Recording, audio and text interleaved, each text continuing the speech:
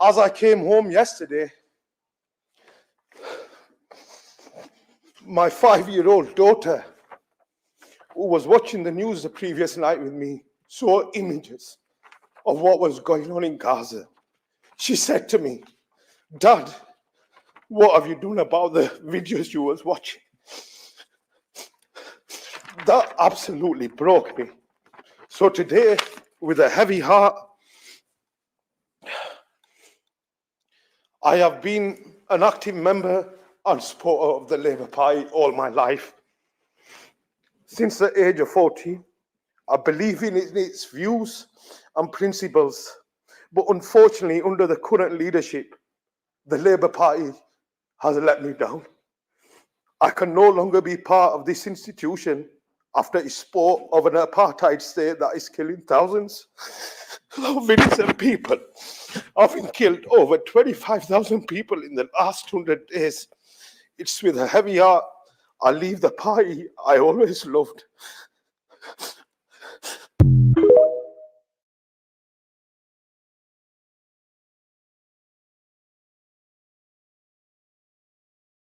The Biden administration is now planning to finally leave Iraq and Syria. This is according to State Department officials who are tired of their soldiers being punched in the mouth because they are illegally occupying another country.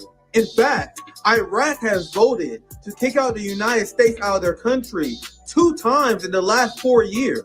And the reaction of the United States would essentially make us. So Hezbollah did, and Hezbollah has promised to continue their attacks on United States troops as long as they continue to illegally occupy Iraq and Syria, which only serves to make Hezbollah even more popular and powerful, considering the United States is hated in Syria for stealing 80% of their oil production and hated in Iraq for killing millions of their people. Now these militant groups can declare victory and tell the people that they liberated them from the bloodthirsty Americans. And the Biden administration yet again takes another L, getting their ass kicked in Iraq and Syria. They can't stop the Houthis in the Red Sea. They lost the Ukraine war and all the trust of their NATO allies. And then you had the rise of BRICS in China. This is why the United States war machine is panicking, and they are resorting to bombing their way out of this problem. You guys realize that only after 3 weeks in 2024, Joe Biden has bombed Yemen, Iraq, Syria, and he's supplying 2,000-pound bombs to drop on children in Gaza. The Biden administration is a terrorist organization. It's time for us to use words the way they are meant to be used.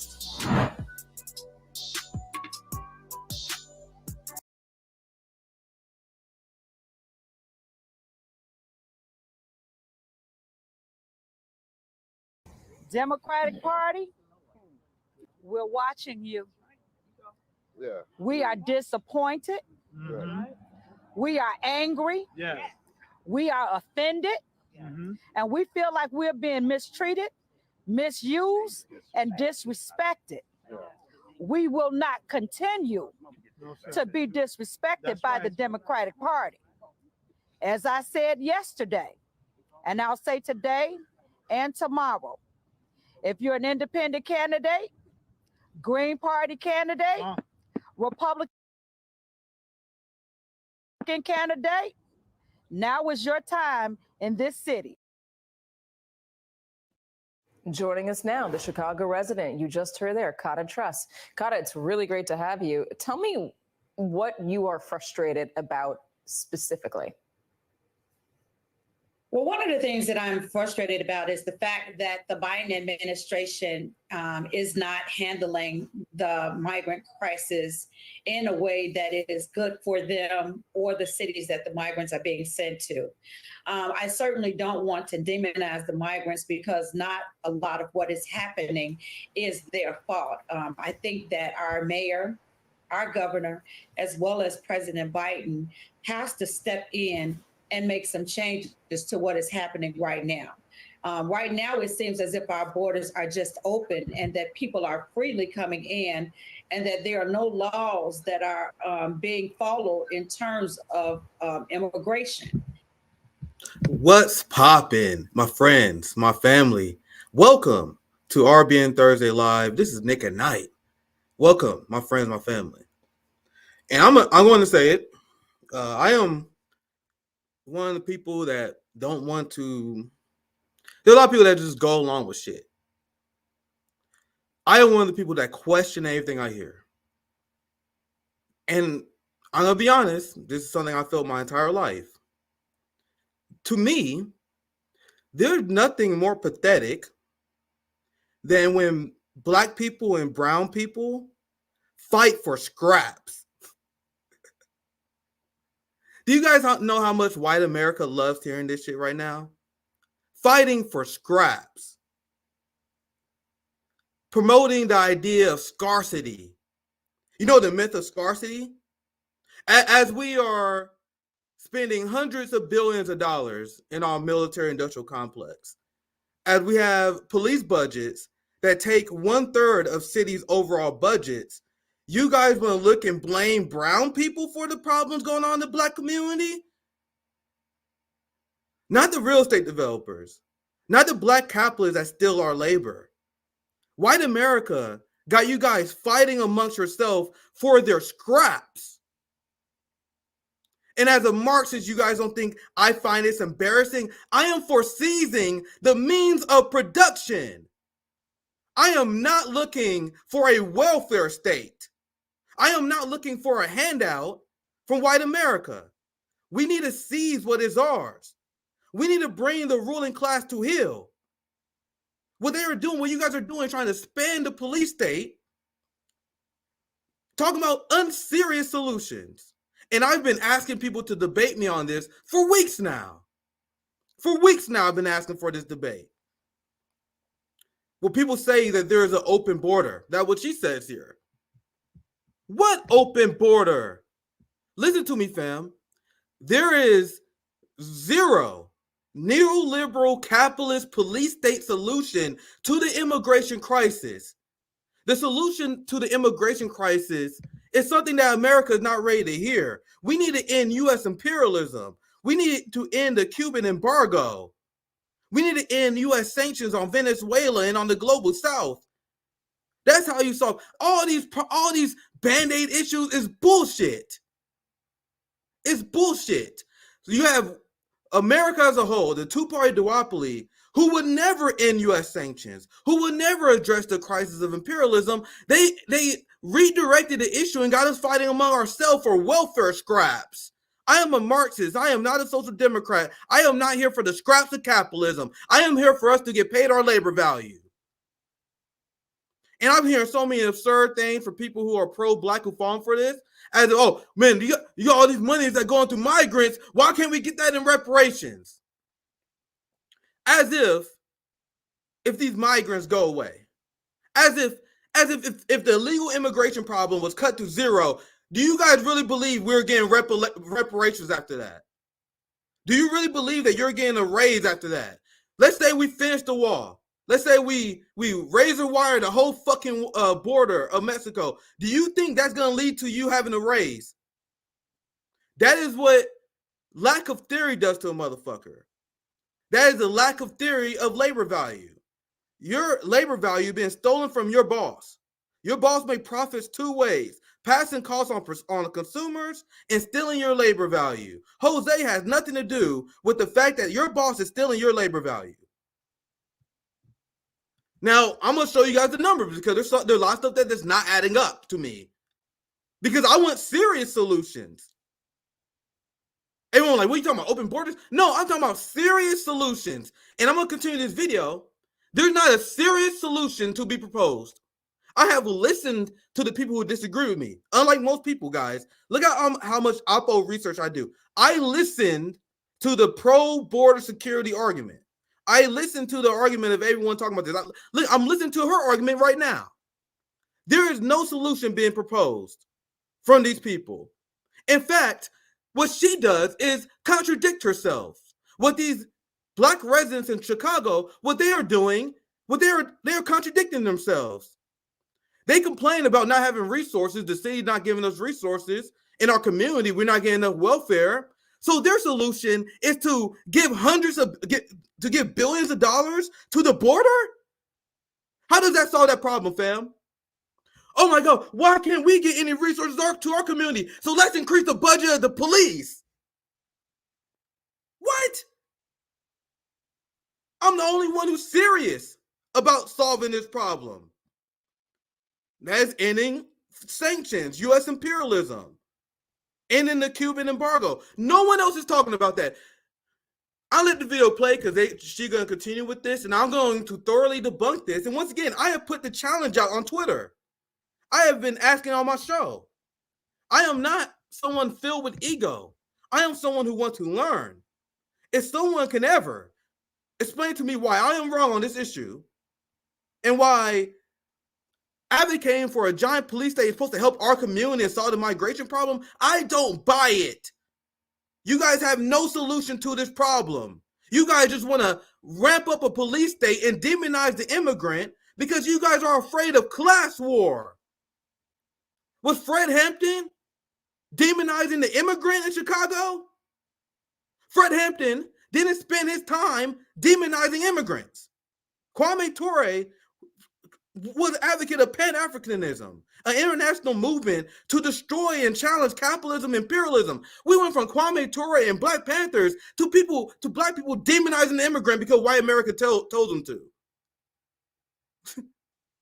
So this is why I cut against the grain, because I need you guys to explain something to me. Now let's listen. I'm going to debunk this thoroughly as we continue. And so what is happening here in Chicago is that we are seeing our city spend up to $48 million a month to house and take care of migrants. Now, when you talk about the Black communities here in the city of Chicago, and you talk about the years of disinvestment in our communities, in our schools, and all around us, and you see this amount of money being spent to people who have come from outside of this country, that is a problem for us. But there's no problem with the amount of money we spend on the military-industrial complex? You guys realize that the United States spend more money on the NYPD, the police department in New York, than other countries spend on their military. This is the question I have as someone who's actually serious about solving this issue. If you're worried about funds going to your community, why are you blaming the brown immigrant instead of the police state that is siphoning the wealth of our people? What you have the Chicago PD that is siphoning the wealth of Chicago residents, and they don't even solve crime. You guys see how this is used? And this is why, as a Marxist, that this is used to avoid class warfare. We're going to avoid class warfare, so we're going to follow the direction of the establishment and say that the brown person is our problem. And now, once again, I am stretching someone to explain to me how this makes sense. She is saying that we have a problem with disinvestment in our communities. So the answer to this problem to you is to give billions of money that go to the border? That's not going to our communities? How does that make sense, ladies and gentlemen? It does not. Joe Biden is spending a record amount of money on DHS and border protection. It didn't work. They're talking about the fact that the Biden administration wants to cut razor wire, and people are ignoring the fact that we had the razor wire. And if razor wire worked, why do we have an immigration crisis? You guys are spending money trying to solve a solution using a neoliberal police state solution that does not work. Let's continue. And I think that one of the reasons I got involved in this is because when you talk about coming into the Austin community, a community that has already been blighted and disinvested in, and talking about one of the major crown jewels of the community, you're talking about taking it away from the community to house migrants at a time where we're seeing increased crime because our children don't have things to do, they don't have jobs, and we're seeing this money being spent, and it's being spent on other people in communities that could really benefit for that money. Here in Chicago, I was sitting in a meeting with the Board of Education. So we want to send that money to the border. That's the solution. So let's invest more money. How much money do you want? This is the question I have for you guys. You guys know how much money we spend on the border? Billions. Joe Biden is spending $6 billion more on the border than Donald Trump. So how much more do you want to spend? And then if we were spending that much more money, isn't that money that could be going to our communities? Watch, it gets even more absurd. And they talked about a $391 million shortfall that they're going to have this upcoming year. And when you look at the money that has been spent on the migrants, you know, we have a problem with that. And I heard someone say earlier that here in Chicago, we're talking about turning away from the Democratic Party. I have already turned. I will be voting Republican. Do you guys see the goddamn game? If you was questioning where I'm at right now, do you guys see how unserious these people are? Her solution, fam, to the migration crisis and the crisis of divestment in our community is to support the Republican Party that will surely invest in social programs. Are you serious, ma'am?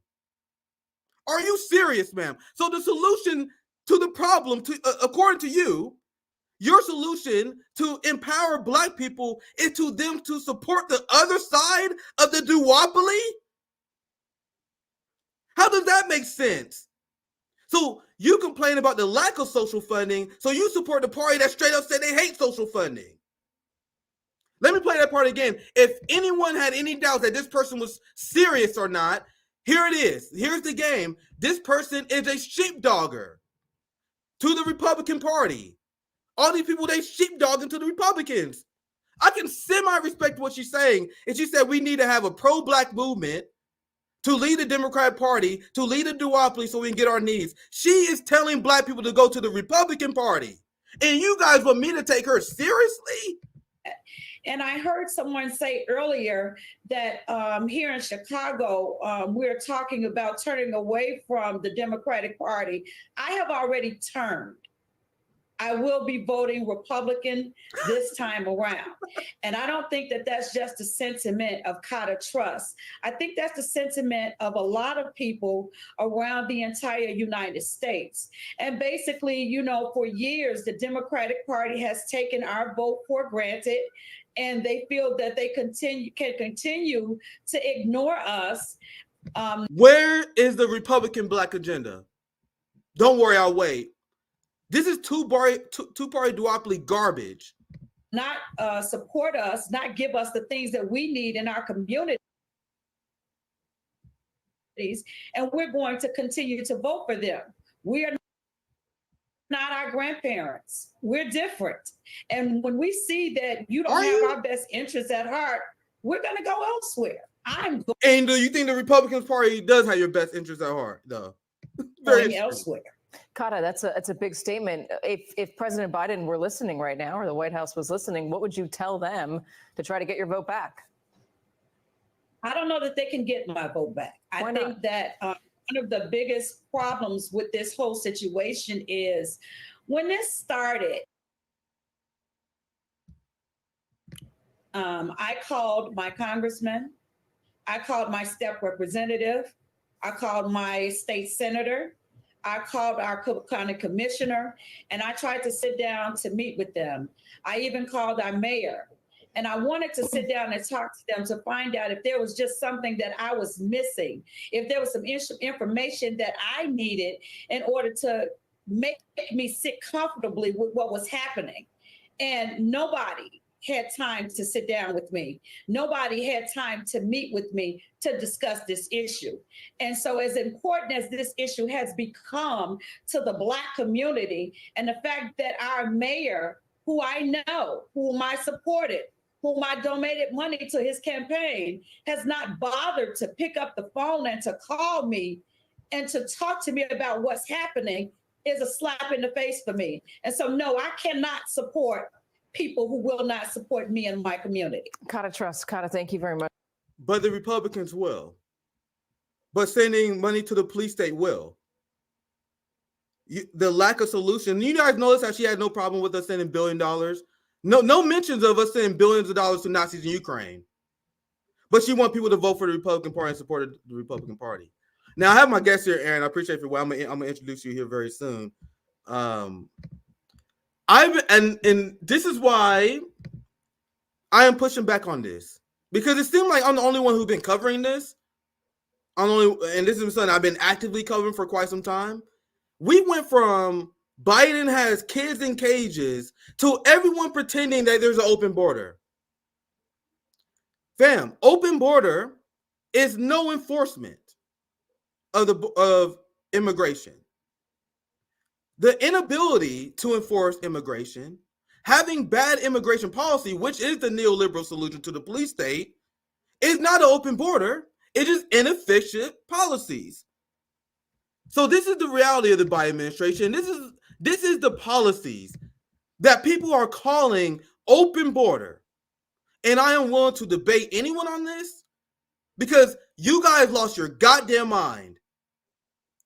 Repeat after me. There's no neoliberal solution to the border crisis. This is Joe Biden. Joe Biden proposed $97.3 billion for DHS, $17.5 for Custom and Border Protection. So my question is, how much more do you guys want to spend before you guys realize this is not how you solve the problem?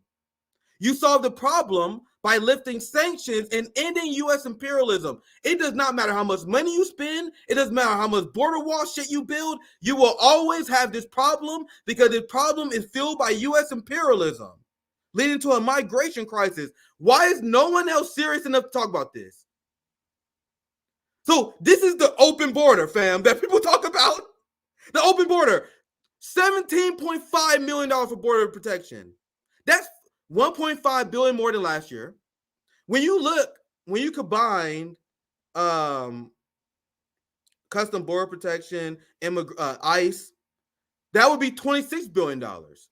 You guys know under Joe Biden, he is funding immigration, and this is what they're saying here, $6 billion more than Trump.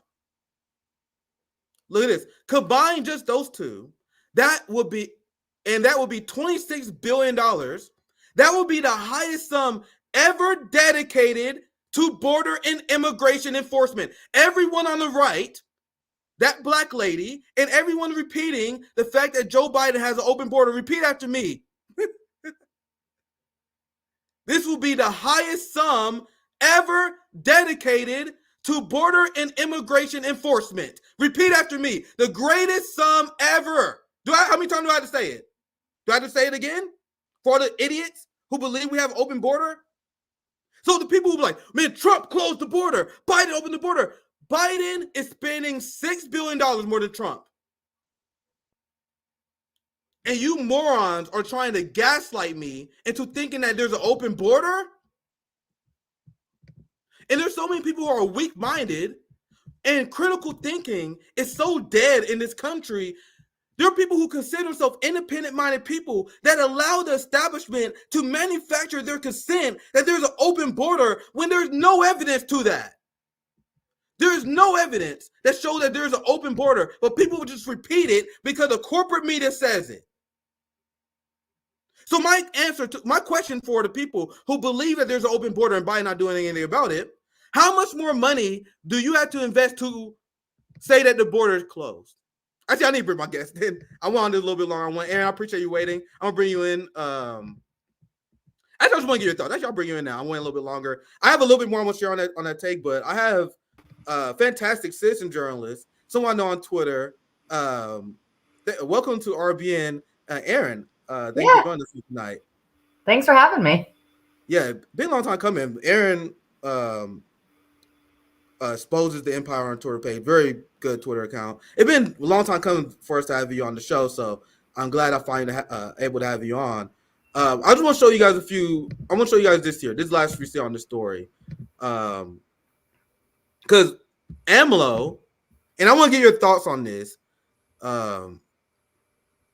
Because I've been asking I asked Lion College, I asked independents. I don't mind people put back on me on this. This shit not adding up to me. So I just want to get your general thoughts on this. But this is AMLO, someone who's actually serious about solving the border problem. Sure. Someone who's actually serious. AMLO floats a 4-point plan for the United States to tackle the migration crisis. And there are people say, oh, Nick, you don't want to solve the problem? Yes, I do. The people who are anti-imperialists, we are the only ones serious about this problem. And I'll read this and I'll pass to you, Aaron, to get your general thoughts.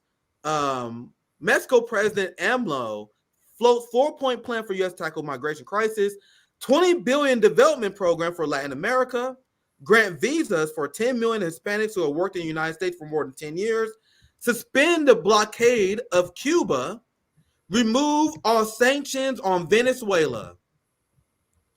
Well, these are things that are actually solve the migration crisis. You notice how people who talk about the migration crisis never talk about uplifting and suspending the blockade on Cuba?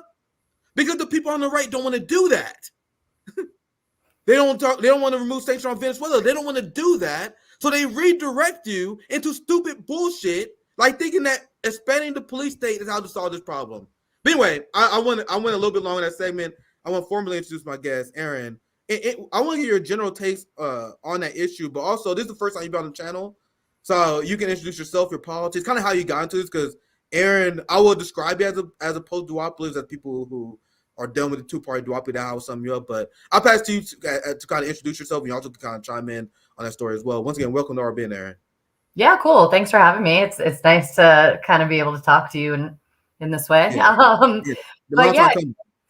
What's that? Yeah, we talk on Twitter here and there. But yeah, I mean, definitely, don't subscribe to either political party. I wouldn't say that I'm historically a liberal or a conservative, whereas more or less just kind of a probably overall anarchist, if nothing else. But that to be said, in terms of what you're discussing and what's, happening, what we're seeing, especially here, well, not here, but in Texas and in the US, I think you hit the nail on the head. Nobody actually wants to talk about the real issues, right? Nobody actually wants to discuss why we're having this crisis. And once you start to discuss that, I don't even think it necessarily has to be with Republicans per se, right? It's just people in general that, plenty of liberals are anti-war until it comes to war that they support. So I think that, a lot of people on both sides aren't willing to face the truth there. They prefer to kind of turn a blind eye and I think I read earlier on Twitter, you mentioning something, they'd prefer to blame it on poor people from countries that we've essentially pillaged for generations than to actually, face those who are creating this. Yeah. And I just want to be serious about solutions to the problem. This is the approach that I've seen that lady and a lot of people in the Black community have taken is very disturbing. Because once again, I've said this in the beginning, do you guys think Fred Hampton was demonizing brown people? So he's from Chicago. You know what he did instead? He organized. He organized to make better for his people, engage in mutual aid. What liberal Black people do now, they rely on a welfare state. They want to, and I'm like, we should be taking what is ours instead of begging for scrap. To me, it is so fucking pathetic. And as an anti-imperialist and as someone who want to challenge our empire, and this is what Kwame Ture talked about, our job is to expose the contradictions in our system and actually create a solution that leads to the liberation of people. So we take advantage of the crises within capitalism. So there's a crisis in migration, there are crises on the border, but that stems from U.S. interventions in imperialism. You have countless U.S. interventions since World War II, and that drives the migration crisis.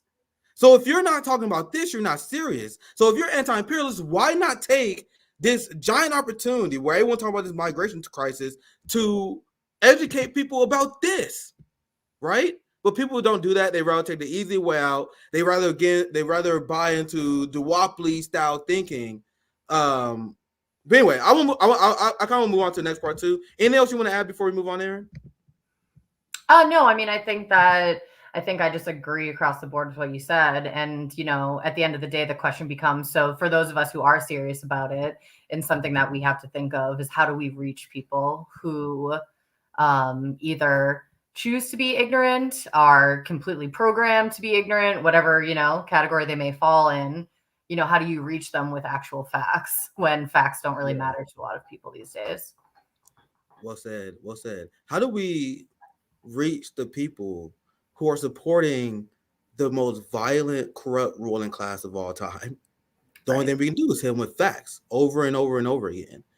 And once you expose the truth, when you expose how corrupt our system is, how corrupt people are supporting the system is, it can help open their eyes to the overall corruption system, which makes them more engaged and organizing for themselves. There's been a problem in this country where I think the left have been misled by the mismanagement class. One of them being the union class. Now, this is going to be something that makes a lot of social democrats upset, but this has been the communist critique of the Western left movement, the over-reliance on unions that was hijacked by the capitalist class. There was unions that did great work in this country. These are the unions that gave us our labor protections and our labor rights. They was ran by socialists and communists. And then in the 70s and the 80s, you had capitalists who infiltrated the unions because they realized that unions are popular. They infiltrated the unions, made them ineffective, made them sell out the workers. And this happened in Missouri. We are a very anti-union state because a lot of unions will work against their workers, and they decided to abandon the traditional role of a union where they will advocate for bosses. They work against the interests of the workers. And that led to the unions selling out the left and the working class. And there's still a lot of people who look to these people as the leaders of this. And this is my segment to this, is you have the UAW that is literally endorsing a SCAB for president. And union leadership, not the rank and file. And I'm going to show you guys how UAW sold out the rank and file here. UAW just recently came out with an endorsement for genocide Joe Biden, who is a SCAB, who broke the railroad strike, who gave federal contracts to union busters, which is a direct violation of his campaign promises. So I'm gonna play this video, and I want you to react to this, because this is what I view as an absolute low point, another low point for labor in this country. So I just want to play this. I want to get your general reaction to that. So we have to take what we've learned in organizing and bargaining. We have to take the issues that matter to the working class and poor. And we have to make our political leaders stand up with us.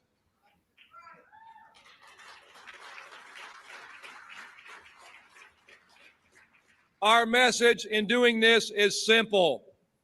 Support our cause, or you will not get our endorsement. He said right as he endorsing Jim Crow Joe, a notoriously anti-worker and SCAB. But let's continue.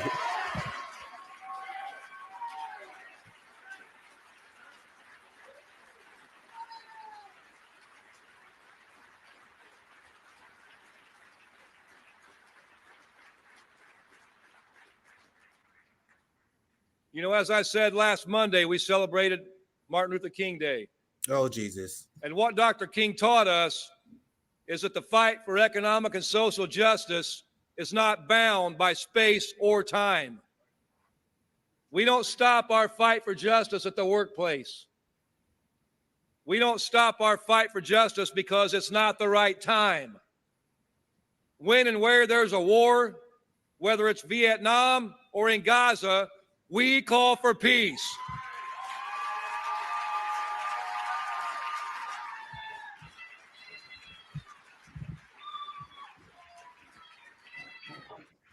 So he called for peace, and this is the AUW, because the UAW, they supported a ceasefire. They supported a call for peace, quoted Martin Luther King Jr., and then fast forward, they endorsing Joe Biden. And this is giving a win to the neoliberal class who want to paint Biden as pro-worker. So, Aaron, what's your reaction to UAW coming out in support of a ceasefire, then later coming out to endorse Joe Biden of all people? Well, I think it tells us a few things, right? Number one, that clearly he himself either was approached or knew that this time was coming, that he would have to come forward and say that he was aligning himself with Joe Biden. Even looking into a lot of the members of the union who totally disagree with him coming forward and saying that instead this should have been used as leverage to try and push Biden towards a ceasefire. So that tells us that he's also really not speaking for the people of his union. And also it's just a lot of gaslighting, right? It's a lot of espousing this idea that there's solidarity from the Biden administration with the working class when Joe Biden himself has been dismantling working class rights for 50 plus years now. Yeah, exactly. And this is this is one of the parts of the speech I saw where he accurately calls out Donald Trump as a scab. The problem is he's supporting the president that broke the railroad strike in a moment that could have ignited labor action throughout the entire country. So let's listen to this nonsense. Now we'll get to the Morning Joe clip afterwards.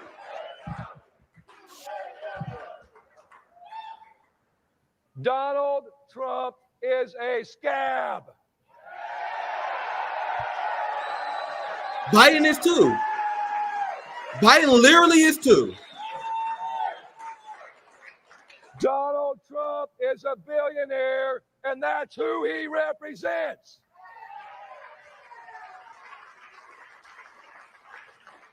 Biden had more billionaire donors than Trump.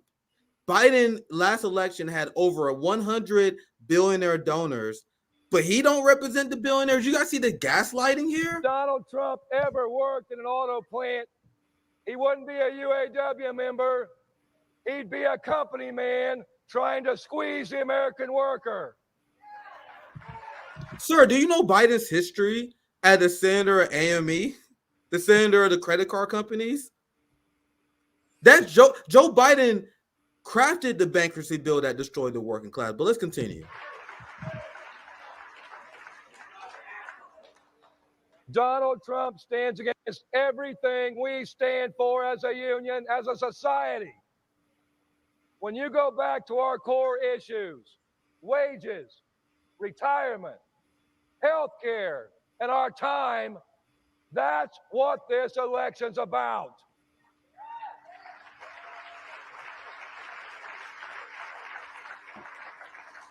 This election's about who will stand up with us and who will stand in our way.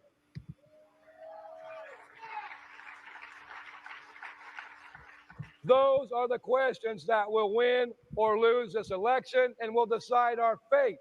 Those are the questions that will determine the future of our country and the fate of the working class. So his solution is to do the same thing that the working class has been doing for years, supporting the two-party duopoly and expecting things to get better. I'm going to read the receipt and I'm going to pass to you, Aaron, if you want to chime in with anything here. This is UAW, and this is the hypocrisy I'm tired of. United Auto Workers Union called for immediate and permanent ceasefire in Israel war, becoming the largest union ever to do so. So the union that supports a ceasefire is supporting the president that is sending 2,000-pound bunker busters into Gaza. So that's them before. And they're supporting the president that did this. Before, after. So Aaron, anything else you want to chime in before we move on?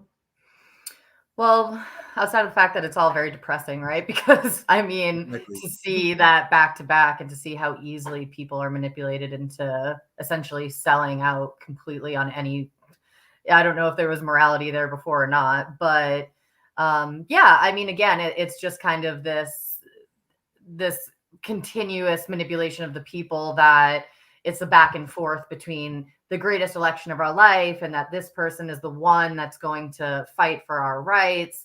And again, it's just, what's the definition of insanity? This is just beyond insane, right? At this point, it's all pretty insane. We need clarity for the workers. We need to be clear in our message. We need to educate the workers to have a plan for effective movement. What these people are doing, what the Bernie Sanders left has done, what AOC and what they have done, it's confused the workers. Sam Cedar, the majority report TYT, these weak left sheepdog for a Democratic Party, their job is to confuse the workers so they don't understand the solutions to the problem. So now, if you're not well read and you're like, oh, this dude's a labor leader, you're now thinking that you should endorse Joe Biden because there's a lack of clarity. Now, look at how much, and this is why what UAW did is so disgusting, right? Because now look at what Morning Joe can say. We're not gonna play that much of this because these are very hard to stomach, but this is what the result of the lack of clarity that come from our union leaders. We can have the biggest class warriors of the establishment, the greatest enemies of the working class, that can then come out and say, we are pro-union. You guys see how these sell out union? This is what they have been doing for decades. Now listen to it. This is the victory that UAW gave to these average millionaire shit libs. Listen to this. Fain's tough there. You know what I like? I like for us to have a Morning Joe, like, special. Get Sean Fain there. And baby, we need Sean O'Brien on set. I need that guy on set too. Mm-hmm. Yeah. Come on. All right. Come on. Any senator threatens him, they regret it. They Take regret it outside. But you know, it's tough. I mean, think about that. Think about how that cuts through. And we remember when it was happening, go, wait a second.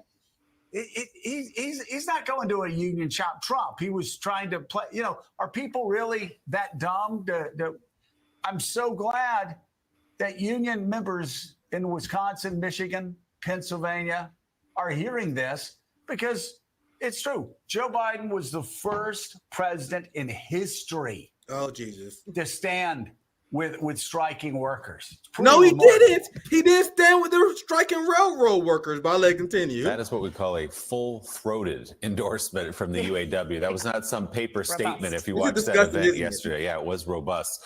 Mike Barnacle, and obviously that's a big deal. I mean, in the state of Michigan, obviously, where there are a lot of auto workers, Wisconsin, you can move around the Midwest, but to have an endorsement that wasn't just sort of, yeah, we like this guy. No, this guy literally stood with us on the picket line when we won rights for each other. In a state that could be decided by a few thousand votes, when you're talking about Michigan, that's a big deal. It's a big deal on a couple of different levels, Willie. It's a big deal, obviously, because of the endorsement, but also the way it was framed up by the president of the United Auto Workers. And Jonathan, I don't know about you, but Sean O'Brien, who Joe just alluded to, head of the Teamsters, originally head of Local 25 in Charlestown, Massachusetts. Come on. He is cut from the same cloth. He is cut from the same cloth as Sean Fain.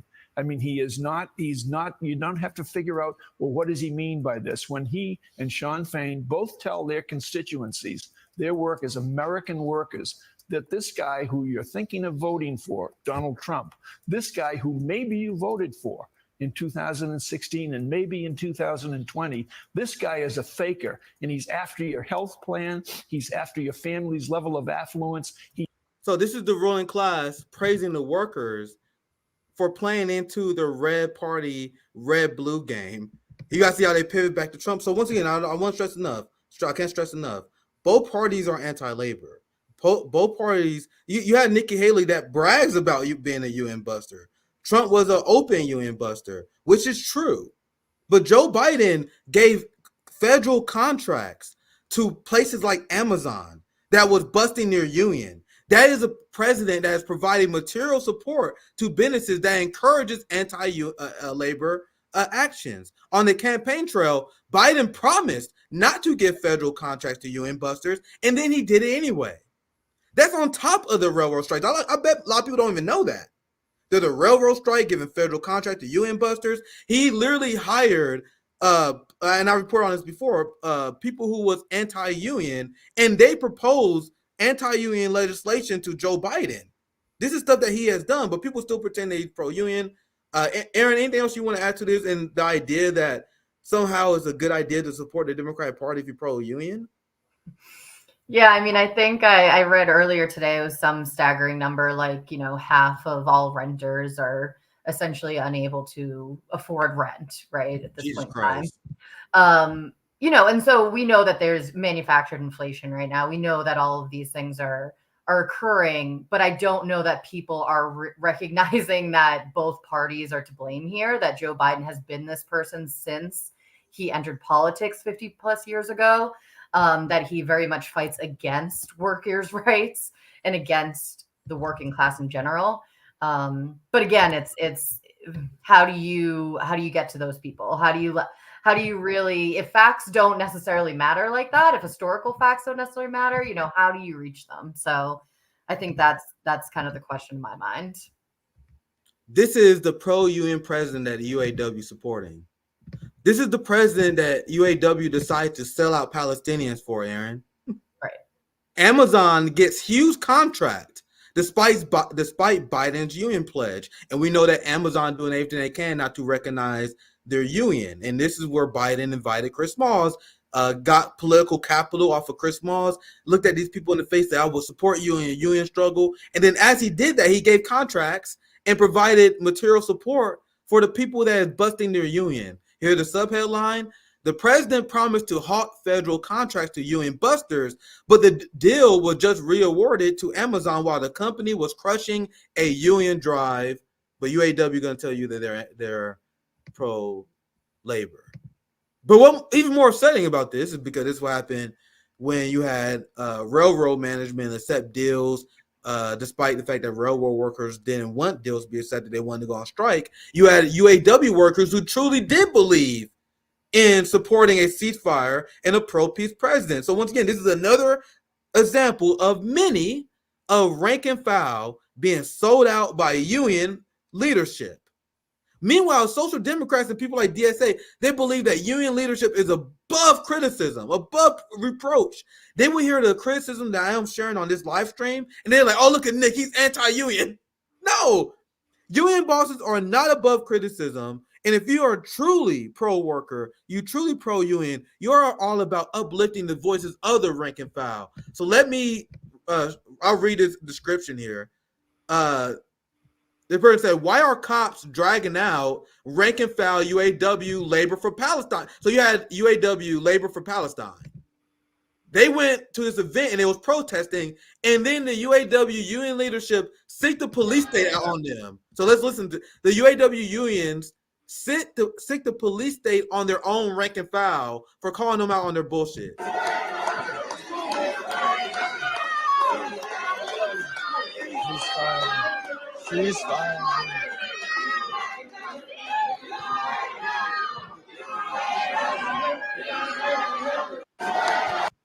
Very democratic, very democratic union, right? And then, I'm sorry, I didn't say this earlier, but feel free to interrupt me anytime if you want to chime in. We usually have a chill. I know you're probably like, man, this guy talk a lot, but feel free to interrupt. No, you're good. Here's Code Pink. Actually, I'm gonna see what Katie Rogers says. First, Katie Rogers says, and she writes at the New York Times, Gaza protesters dragged out on the floor by their hands at this Biden speech. UAW workers trying to drown them out. So, and this is what Cole Pink does, kind of calling out this New York Times writer, because she leaves out a very important detail to the story.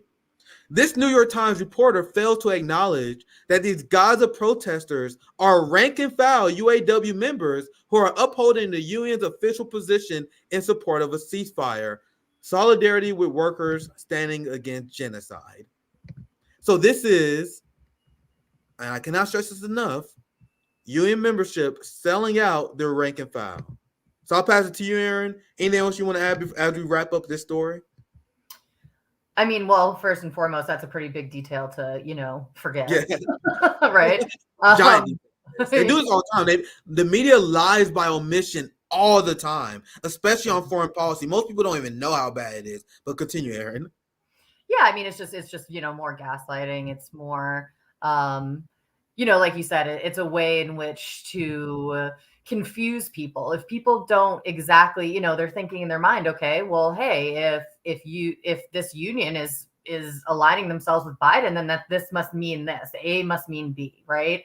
And so, I think it's up to people who do actually have a voice to say, hey, look, these are the facts. This is what's actually happening. This is the history of this movement.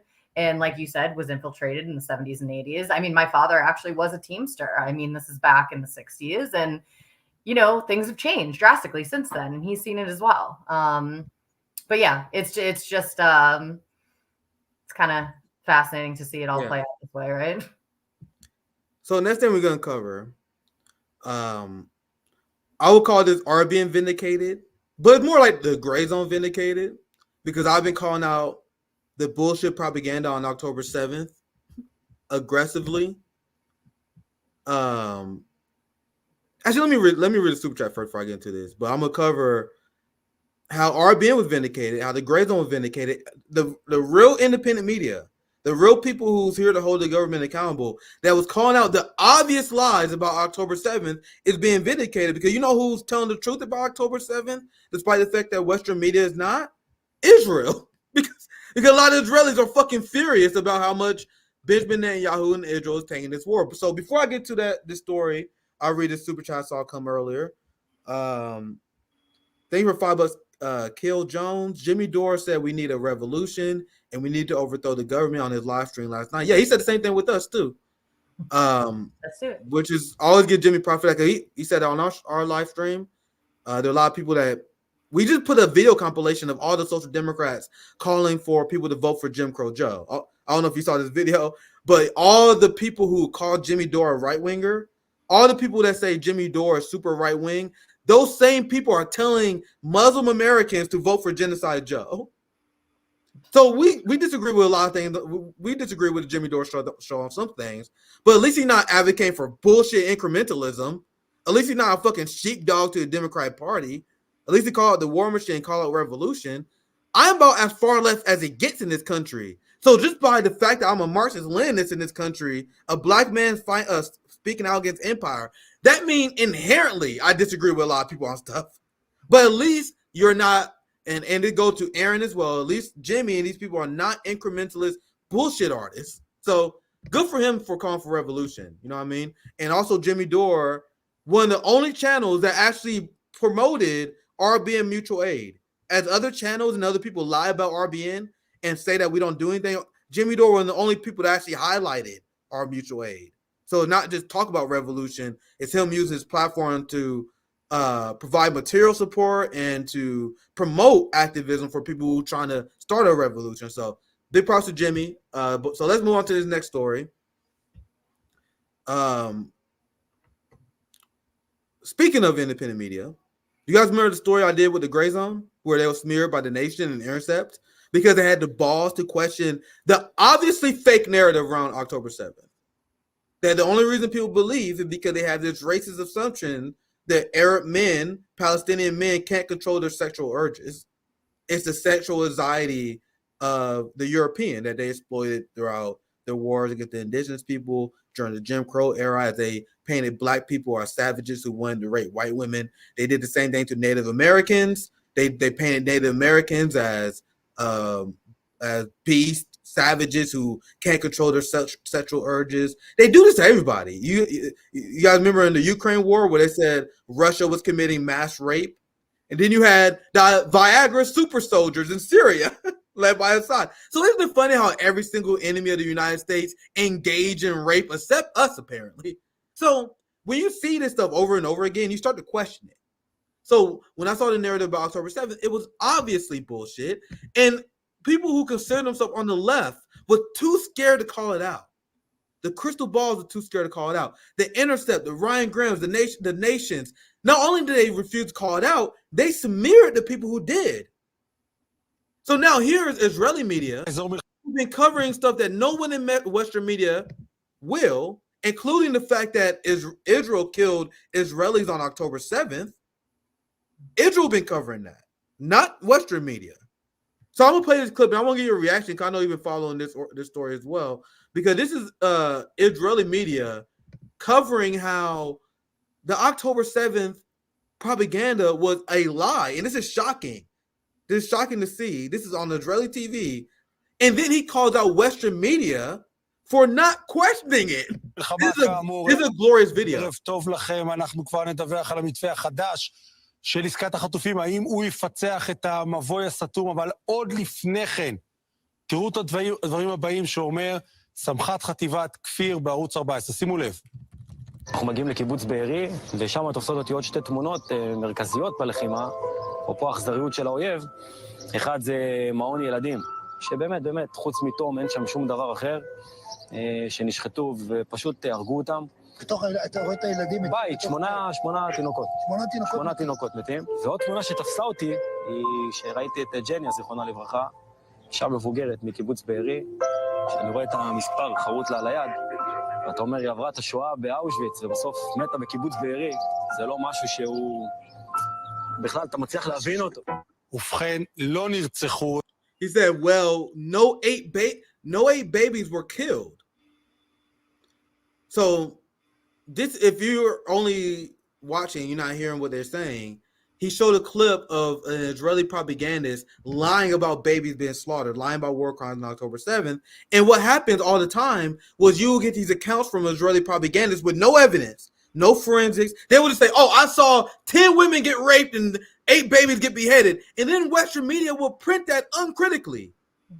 And then I will read these stories and they will straight out say the source, oh, we got this from an IDF soldier. No verifications. Aaron, anything you want to add? I want to get you in here before I continue. Anything else you want to add regarding this PSYOP and the lies regarding October 7th? Anything you want to chime in before we continue? I mean, yeah, just atrocity propaganda is something that's been going on for generations, right? It's nothing new. And it's definitely a way in which we hijack people emotionally, right? We say all these horrible things are happening and then people can't, they can never forget that. Even if that ends up being false, they're still going to remember that story and when they heard it. Absolutely. So let's continue this. I want this whole video that he documents multiple examples of them lying. So I'm gonna allow you to watch it and then we're gonna chime in afterwards. But this is just one example of him doing that. Let's continue. 8 תינוקות במעון בבארי מבהיר דובר בארי, ואין בבארי אישה בשם ג'ניה. תראו עוד דברים שאומר לא מזמן גם אדם שהוא חלק מצה"ל. היו פה גם ילדים another guy על חבל כביסה ממש בשורה אחת. אמר מאוד קשה. אני, כשראיתי את זה, זה גם כן זעזע אותי. אתה לא מבין בדיוק באמת מה אתה רואה מול העיניים, האם זה תמונה או שזה באמת מציאות, היה מאוד מאוד קשה לעכל את זה. בוסקילה מדבר על אירוע כביכול בכפר עזה, אבל לכפר עזה הבהירו מזמן שהאירוע הזה פשוט לא קרה. This event simply didn't happen. Once again, just narrating a little bit for you guys. Just show another example of someone lying. Didn't happen. You know who didn't do these fact checks? Western media. The Intercept. The Nation. The Intercept. They smeared our friends at the Gray Zone as rape denialist sexists. The names they're calling Aaron Mate and Matt Blumenthal is insane because they debunked this.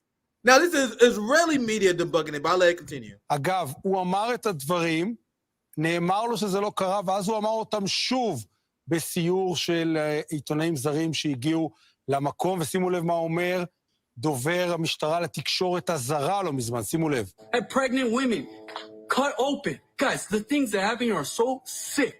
This is not a Netflix show, and it's not a cable news show, none of that. No, this is real life. This also didn't happen, he says.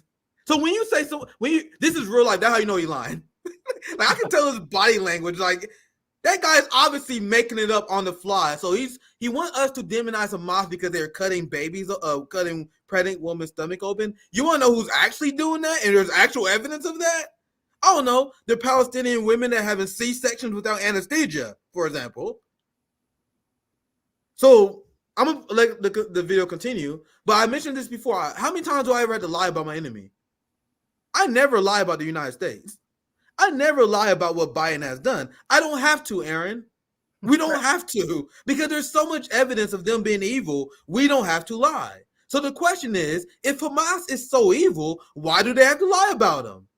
Wouldn't their deeds show the fact that they're evil? Right. And my conclusion I made as someone who believes in resistance and fighting against colonial movements, the fact that Hamas is not evil. It's obvious they're not evil because they gotta make shit up about them. If there was evil, you wouldn't have to do that. It's literally that simple. Yeah. Let's continue. זה לא קרה. אז קרו כל כך הרבה דברים נוראים, אכזריים, מהאכזריים ביותר שניתן לבצע כלפי בני אדם ב7 באוקטובר. בשביל מה מיקי רוזנטל נאמרים דברים כאלה שלא קרו?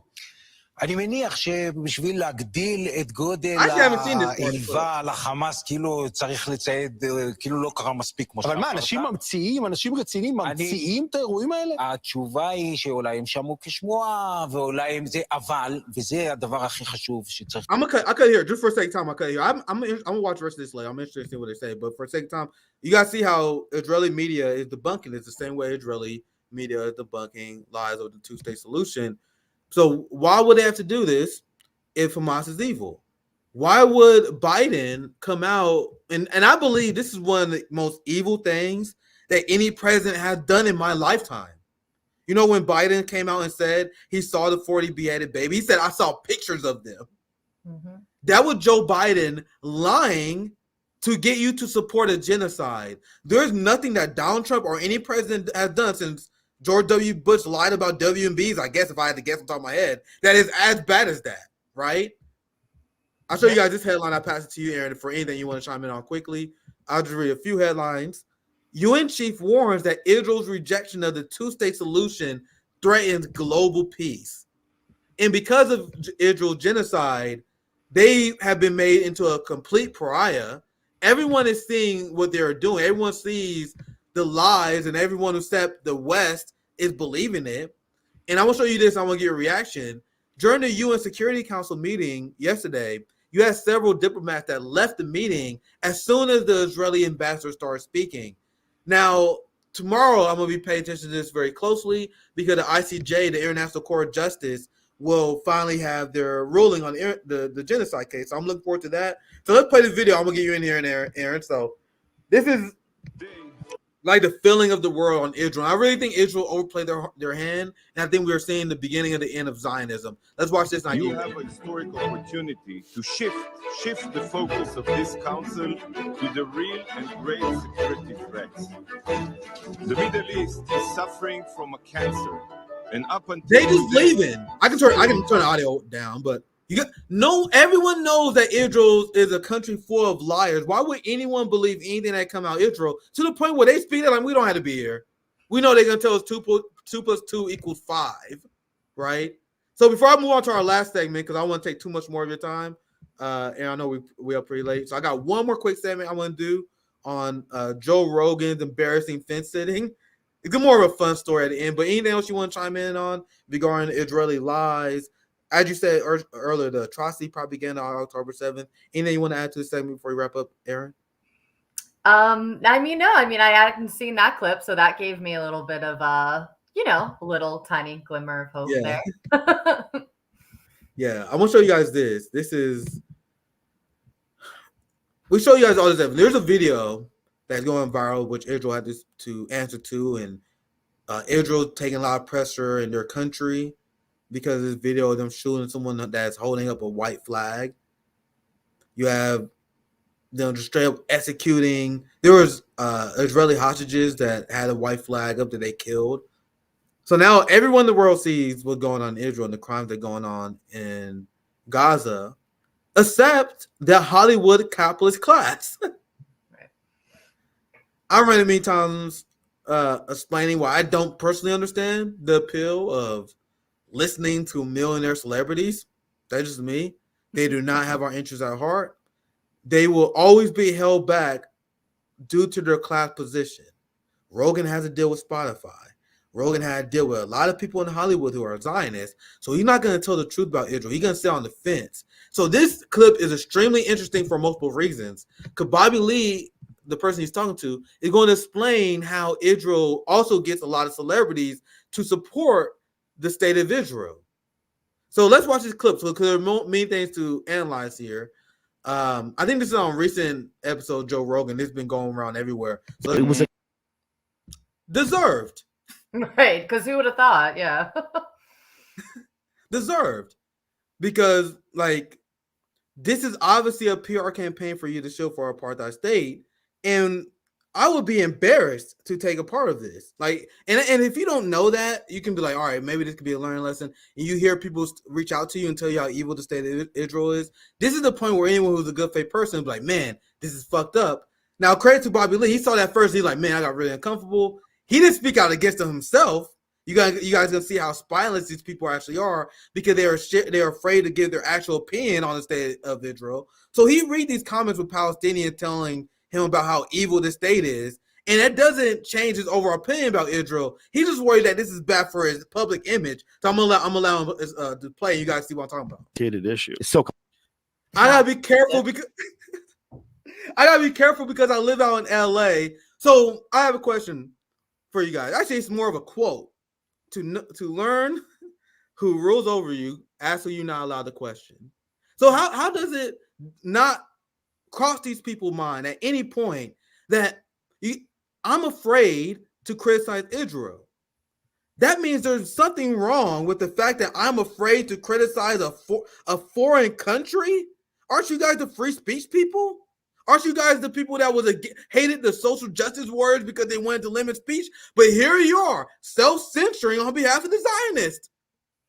And then Rogan goes on to say that it's complicated. Fam, what did I tell you about people who say that? The biggest, probably, and it is someone who, I follow foreign policy all the time. I follow a lot of different conflicts. There are a lot of complicated conflicts out there, right? Like when I talk about Taiwan and Taiwan separatist movement, that's a complicated issue because a lot of Taiwanese people want independence from China, but at the same time, they still enjoy the relationship with China and they support the status quo. The majority of Taiwan supported the separatist party and the separatist movement, but according to polls, 80% of Taiwan want the status quo. That's what I call a complicated issue. I will acknowledge that Taiwan's complicated, but Israel-Palestine is the definition of not a complicated issue. There are Europeans and Poland and Polish people that wanted to live in this land where indigenous people live because they wanted to create a holy land. So they committed a genocide and kicked them out, and now they're engaging in a settler colonial experiment in order to have a holy land for Jews. It's a settler colonial issue. It is not complicated. For the people who think it's complicated, Israel has not had one prime minister that was non-European.